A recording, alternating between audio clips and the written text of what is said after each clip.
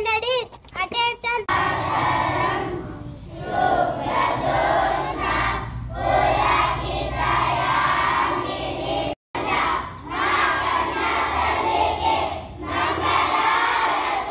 I shall always try to be Vegapadaka